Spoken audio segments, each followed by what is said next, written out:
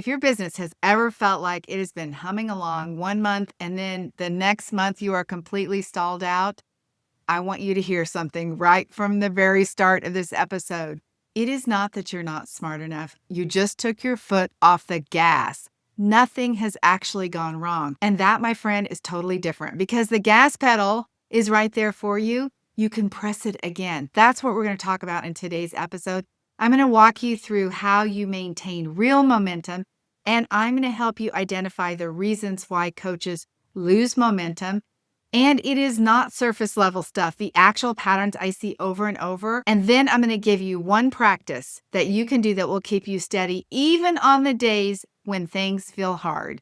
I'm Debbie Shadid. I help women build beautiful boutique style coaching businesses. If you are over 50, I'm here to help you build a business without paid ads with simple tech so you can do exactly what you know you are meant to do.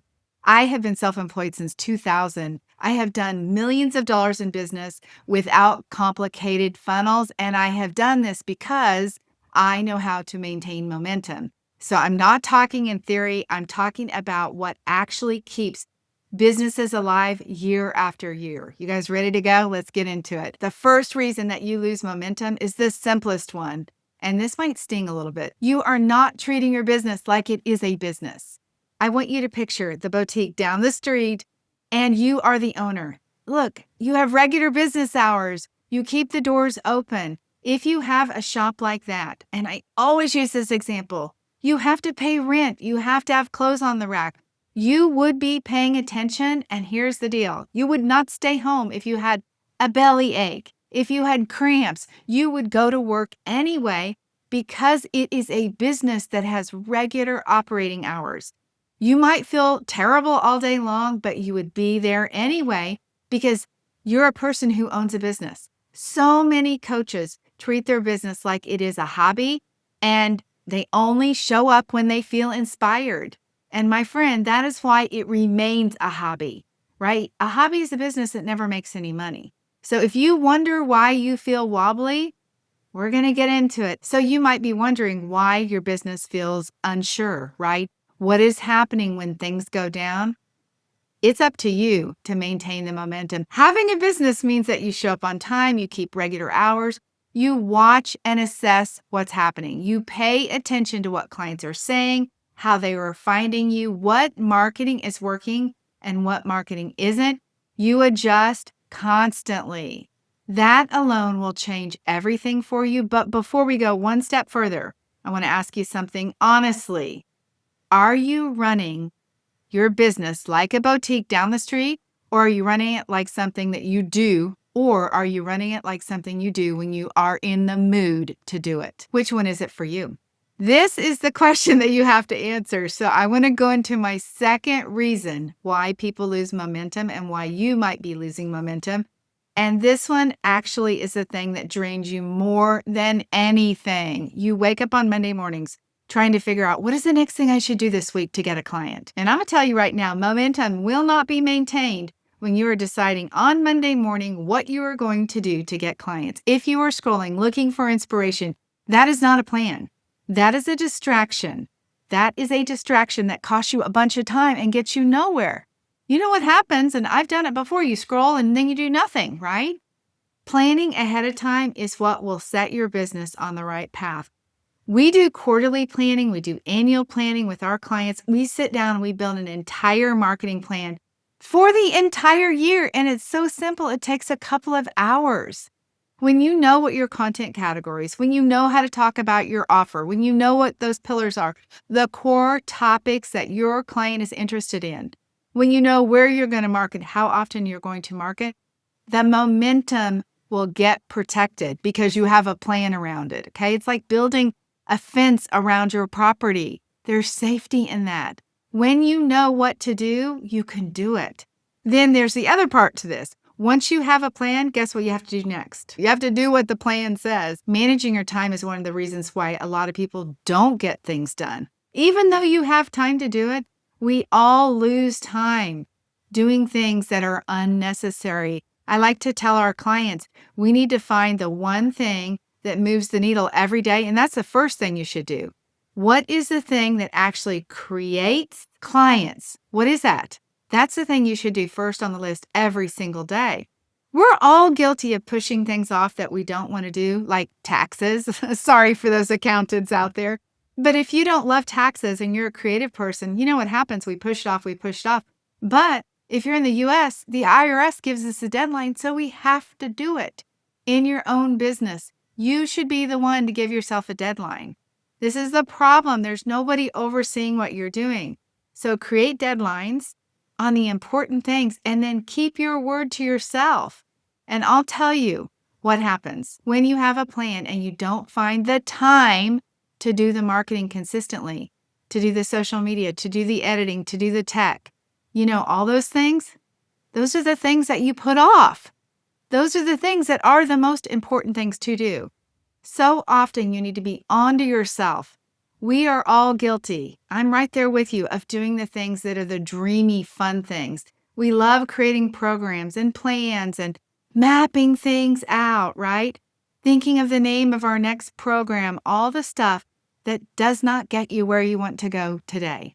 While those things are important, those can wait. Right now you need clients. Right now you are desperate to build a business and maintain consistent momentum. That business, to pull it off consistently and to create consistent income and a consistent flow of clients, you have to be doing what it is that is the thing, whether you want to do it or not. So if you need to record a video every day and edit it to go on Instagram, then that's what you do, right? That becomes the first thing you do. Now, number 3, this one is a sneaky one because it feels very productive. But you keep changing your offer. You decide very quickly, like, oh, it's not selling. Nobody wants it. Nobody's interested. And I have been guilty of this too. Back in the day, I would change my offer and then I would realize, wait, I didn't actually offer it to anyone, or I offered it to very few people. I can tell you, after helping people over 2 decades, the offer is not the problem. The problem is you are not talking to enough people. I hate to tell you this, but business is a numbers game. Right? The more people you talk to, the more opportunity you create, the more likely it is somebody's going to say yes. So if you're always tweaking it and always kind of in the relaunching mode, the redesign mode, you're always starting over. You cannot build momentum when you are always starting over. So the real problem, always keep in mind, is not the offer. The real problem is you have not told enough people. Here's what I want to challenge you on. Your offer is the offer that you are going to keep until you are so good at it. I have essentially been doing the same offer for almost 10 years. Almost 10 years. There's tweaks inside of it. Of course, AI has changed what we're doing some, what we're teaching, marketing trends change, but my offer to help people get clients and the path to do it has not changed. What I have done is gotten better and better and better at selling it, delivering it, getting client results, all those things. That's the same thing for you. Your only job is to be the best at delivering that offer and selling that offer and ensuring that your clients get results and that they love it so they keep coming back for more. So let me ask you this. Have you ever bought a program that you never looked at? No, you didn't. Every program that you clicked on the page and looked at, every checkout page that you landed on, of course you didn't buy all of them. There are things that you wanted and you still didn't buy. This is the point about your offer. If you are not putting it in front of enough people, right? Enough people that land on your page or that look at your offer so that some of them will say yes and most of them say no or don't say anything, right? That's the percentages. If you think about your own experience, how many times do you go to a sales page and you don't actually purchase? We have to allow enough time for our offer to be in front of enough people. Are you guys following me? It's a numbers game. You got to show your thing or offer your thing or have 20 conversations in the beginning to get one person to say yes or to get 2 people to say yes. Or if you're super blessed to get 5 people to say yes. The more offers that you make, the more people that will say yes. This is just the way it works because you will get really good at what you're talking about.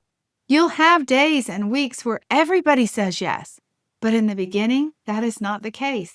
In the beginning, I closed 1 out of 20 people. So if your offer is not working, It's not the offer. It is you, the way you're describing it. It is you, your belief level about it. And it is you learning how to sell it and how to market it. So, getting better at selling is one of the ways that you get better with your offer. You work on perfect delivery, you repeat the message, and you keep making offers. Now, the next one is where a lot of women, I don't know, they get all weird, right? And in fact, all of us get weird. If you do not have a price that you love for your offer, you will feel pushy, you will feel salesy, you will not make offers, and that could be the thing that's killing everything for you. You have to think your price is the best price.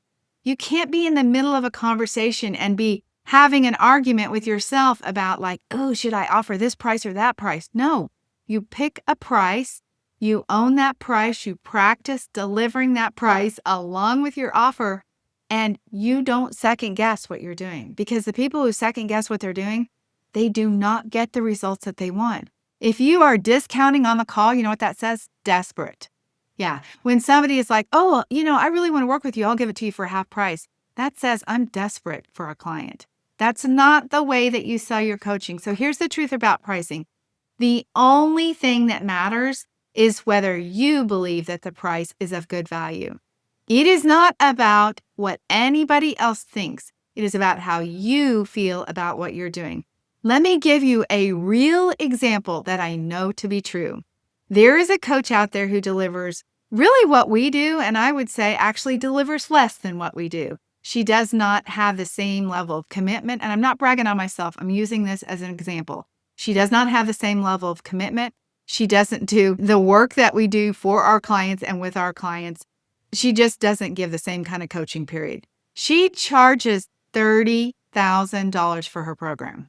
And I'm telling you, I know for sure that we do more for our clients than she does for her clients. The difference is she loves her price of $30,000. She loves it. She thinks that she is the best thing out there. And you know what? She sells it. Because of her belief about what she's doing, she sells her coaching $30,000 and she has people buy it. When people work with us, I want to sell something to you that is affordable and accessible to so many people because I want to make a difference. I want to help thousands and thousands and thousands of women do what it is they want to do. So you can work with me for a couple $1,000s and get still this high level of support. I even sell one-off sessions. So there are many different ways to work with me, right? From a beginning price of just a little bit all the way up to done for you services. But we find what works for you. And I love that. I love that about what I do because I believe there's nothing comparable to what we offer. And I believe I can help a lot of people. The point here is that person believes $30,000 is the right price. I believe a couple thousand, some offers less, maybe a done for you higher. Like I have ranges that fit everybody. And I believe that's the best for me. That is the best for the women I want to serve. And so guess what? I sell a whole bunch of coaching. She sells coaching too. So we both sell our offers because we both believe in our price. That's the whole thing. So if you are constantly working on your pricing, constantly moving that, that's not strategy. That is a confidence problem. The work isn't about finding the perfect number. It is about believing in the value that you deliver. Now, this is a really big one. So I want you to think about this one. This final one that might catch a whole bunch of you is your niche. If you keep changing your niche, none of anything that I've just said is going to work. You don't need to worry about your price or your offer or anything else because if you're changing your niche constantly, you are basically removing the cornerstone of your entire business over and over again. You are like breaking the foundation of your business down. In a house, they have to put those little piers to hold the house up. That's what you need. So if you are tweaking that or waffling around, all of that is what is killing your momentum. People start listening to you and they're excited about something and then you change your mind. And they're like, wait, what? Like, I thought she did this. And maybe it's not conscious, but they cannot follow what you do. Nobody knows for sure what you stand for. Nobody knows exactly who you help. And every time you rethink it, it stalls you out and you will lose weeks of progress. So I want to give you a way to think about your niche that will set you free. you are already the top expert in the world at your niche. Now, don't click off because I really want you to hear this.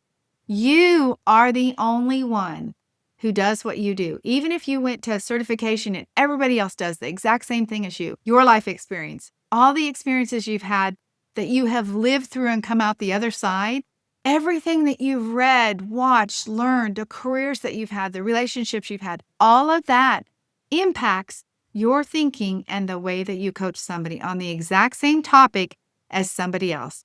This is what makes you the top expert at what you do.